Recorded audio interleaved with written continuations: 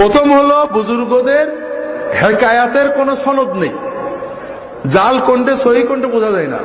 2 নম্বর হলো যে এই বুজুর্গদের আমল আমাদের মডেল না, সাহাবীদের আমল মডেল।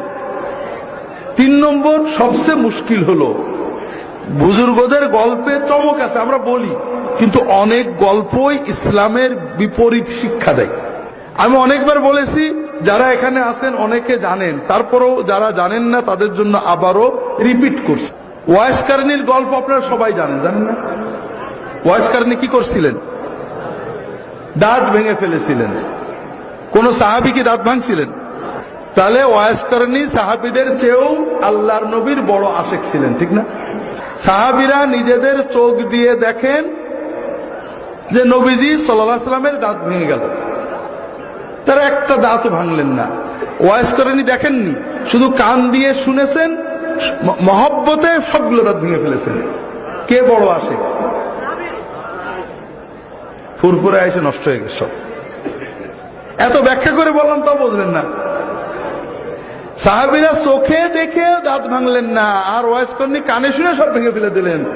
বড় আশেক কে? এইবার বোঝেন, বোঝেন।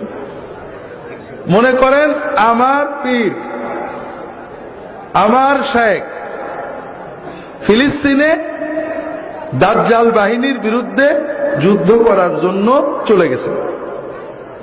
মোবাইলে খবর আসলো আমার পীর নায়েবে রাসূল তিনি ইহুদিদের গুলি লেগে শহীদ হয়ে গিয়েছেন।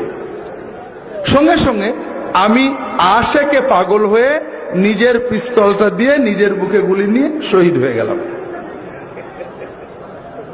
হুজুরও যে জান্নাতে, আমিও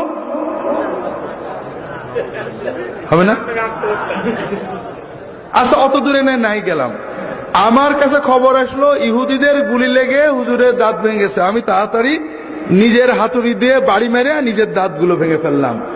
কাফেরের গুলিতে, যুদ্ধের ময়দানে কাফেরের গুলি লেগে দাঁত ভেঙে হুজুর যে পরিমাণ সওয়াব পেয়েছেন, নিজের হাতুড়িতে নিজের দাঁত ভেঙে আমিও সেই পরিমাণ সওয়াব পাবো, একটু বেশি পাবো। একটু ভালো করে বোঝেন। হুজুর দাঁত ভাঙতে চাননি, হঠাৎ গুলি লেগে ভেঙে গেছে, আর আমি নিজে ইচ্ছায় সচেতন ভাবে আল্লাহর ওলির মহব্বতে ভাঙছি। আমার সব বেশি হবে না? অর্ধেক হবে, অল্প হবে। কি হবে? গুনাহ, কবিরা গুনাহ হবে। কেউ যদি সচেতন অবস্থায়, হুশ থাকা অবস্থায় নিজের দাঁত নিজে ভাঙে, নিজের হাত নিজে কাটে, সব হবে না গুনাহ হবে? যদি অচেতন হয়ে করে তাহলে গুনাহ হবে না, তবে এর ভিতরে কোনো ফজিলত নেই।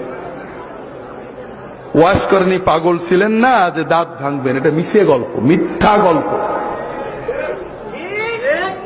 এই গল্প কয়েকটা শিক্ষা দেয় যা সবগুলো আমাদের ঈমান নষ্ট করে। 1 নম্বর হলো এই গল্পের মাধ্যমে সাহাবীদের প্রতি খারাপ ধারণা আসে।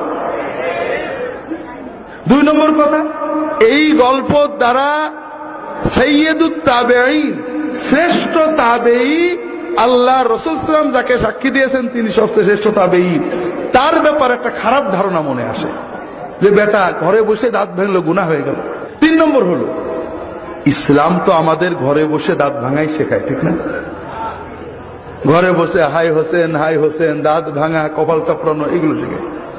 কি শেখায়?